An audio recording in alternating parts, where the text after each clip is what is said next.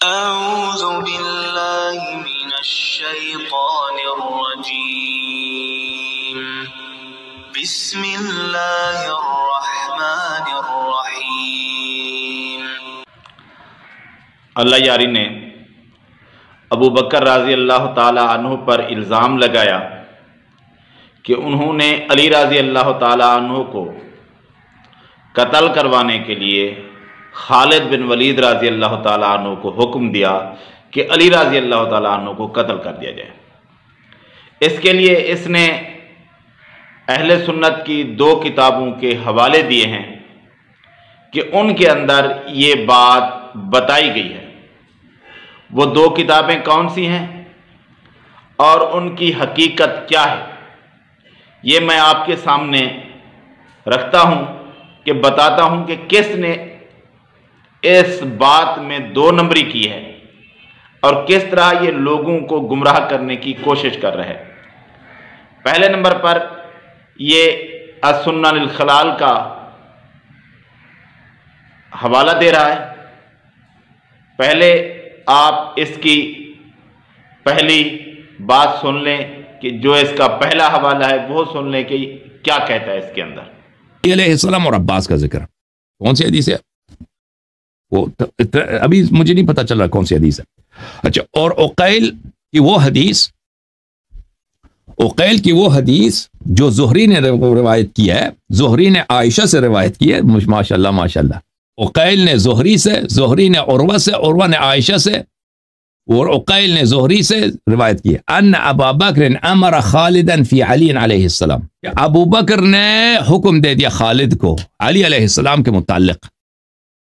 اچھا، یہ کون سی روایت ہے کہ ابو بکر نے حکم دے دیا خالد کو علی علیہ السلام کے متعلق؟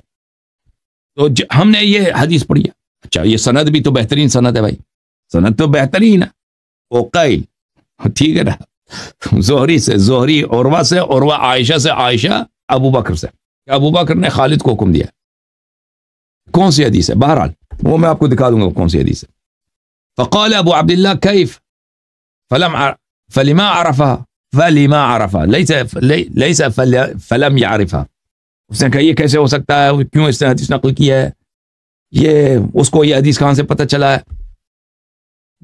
فقال ما يعجبني ان تكتب هذه الاحاديث، اس نے کہا کہ مجھے پسند نہیں ہے حدیث نقل کیے جائیں، مجھے پسند نہیں، یعنی حرام ہے نا حدیث کو نقل کیا جائے۔ اچھا، یہ واقعہ کس کی طرف ہے میرے محترم ناظرین؟ اس کے اندر اس نے بتایا کہ سنہ کے اندر امام احمد بن حنبل سے سوال کیا گیا کہ اس روایت کی کیا حقیقت ہے، اس کا کیا کرنا چاہیے، جو کہ عقیل عن زہری عن عروہ عن عائشہ رضی اللہ تعالی عنہ سے روایت کی گئی ہے، اور اس کے اندر وضاحت نہیں ہے کہ کون سی حدیث ہے۔ تو امام احمد بن حنبل نے یہ بتایا کہ تمہیں کس نے کہا ہے اس روایت کے بارے میں، تو وہ جو بتانے والا تھا وہ تو چپ ہو گیا، اس لیے امام احمد بن حنبل نے کہا کہ یہ روایت لکھنے کے قابل نہیں ہے، یعنی یہ موضوع ہے، ایسے لوگوں نے مشہور کر دی ہے۔ اور اس روایت کا جو اصل راوی ہے وہ عباد بن یعقوب ہے، جو کہ اگلی جو اس نے دلیل دی ہے اس کے اندر تھا، اس نے جان بوجھ کر اس کا ذکر نہیں کیا۔ اب اس کی اگلی دلیل دیکھتے ہیں کہ وہ کیا ہے۔ یہ واقعہ کس کی طرف ہے میرے محترم ناظرین؟ کس واقعے کی طرف اشارہ ہے کہ ابو بکر نے حکم دیا خالد کو علی علیہ السلام کے متعلق؟ یہ کتاب الانصاب ہے لأبی سعید عبد الکریم ابن محمد ابن منصور التمیمی السمعانی، متوفی سنہ 562، جزء ثالث، چاپ دار الجنان، کتاب چھپی ہے سن 1988 میں، صفحہ نمبر 95 میں یہاں پہ وہ روایت موجود ہے۔ وروی عنہ حدیث ابی بکر، ابو بکر کی حدیث مروی ہے، انہ قال لا يفعل خالد ما امر به، خالد وہ کام نہ کرے جس کا میں نے حکم دیا ہے۔ یہ کون سی حدیث ہے؟ خالد وہ کام نہ کرے جس کو میں نے حکم دیا ہے۔ سألت الشریف عمر ابن ابراہیم الحسینی، میں نے اس ایک سید تھا، اس کا نام ہے عمر ابن ابراہیم حسینی، میں نے وہ کوفے میں تھا، میں نے اس سے پوچھا کہ اس حدیث کا کیا مطلب ہے، ان معنی ذلك، ان معنی هذا الاثر، فقال امر خالد امر خالد بن ولید ان يقتل عليا ثم ندم بعد ذلك فنهى عن ذلك. ابو بکر نے حکم دیا تھا خالد کو کہ علی علیہ السلام کو قتل کرو. ابو بکر نے خالد کو حکم دیا کہ علی علیہ السلام کو قتل کرو. پھر اس کو کیا ہوا کیا ہوا؟ اس کو ندامت ہو گیا، بھائی ڈر گیا، ابو بکر ڈر گیا یہاں پہ کوئی اور واقعہ پیش نہ ہے. پھر اس نے کہا تھا کہ خالد وہ کام نہ کرے. کیوں یہ کہا تھا کہ خالد یہ کام نہ کرے؟ کیونکہ وہ نماز کی حالت میں تھا نا. اصل اس کا واقعہ یہ ہے، ہمارے کتب میں بھی موجود ہے. پتہ یہ چلا کہ یہ مخالفین کے کتب میں بھی تھی لیکن ان کو حذف کیا گیا ہے. اب اس نے حوالہ دیا انصاب کا کتاب ہے، اس کے اندر یہ روایت ہے، یعنی کہ ابو بکر رضی اللہ تعالیٰ عنہ نے خالد بن ولید رضی اللہ تعالیٰ عنہ کو حکم دیا کہ علی رضی اللہ تعالیٰ عنہ کو قتل کر دیا جائے، پھر روک دیا. تو یہ روایت انصاب کے اندر اس جگہ لکھی ہے جہاں عباد بن یعقوب کا ترجمہ ہے، اس کے بارے میں بتایا گیا ہے کہ یہ کیسا راوی ہے.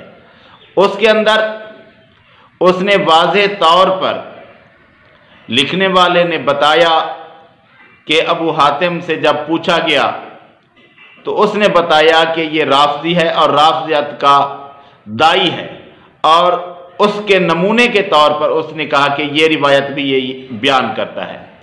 تو یہ روایت اس نے نمونے کے طور پر بیان کی کہ عباد بن یعقوب ایک ایسا رافضی ہے، ایسا بدبخت ہے کہ اس طرح کی من گھڑت روایتیں بنا کر لوگوں کو بیان کرتا ہے. تو اس روایت کی کوئی اور سند نہیں ہے. یہ رافضیوں کی کتابوں میں یا ملتی ہے یا رافضی راویوں کے ذریعے ملتی ہے، یا انہوں نے اپنی کتابوں کے اندر لکھا یا پھر اہل سنت کے علماء سے بیان کیا. تو عباد بن یعقوب ایک رافضی راوی ہے، اس کے ذریعے یہ روایت پھیلی ہے، اور اہل سنت کسی کتب میں یہ روایت درج نہیں کی گئی. ان دو جگہوں پر اس کا حوالہ آیا ہے کہ یہ روایت من گھڑت ہے، لیکن اس روایت کو کسی حدیث کی کتاب کے اندر کسی محدث نے نہیں لیا، کیونکہ یہ اس قابل ہی نہیں تھی، یہ صاف موضوع تھی.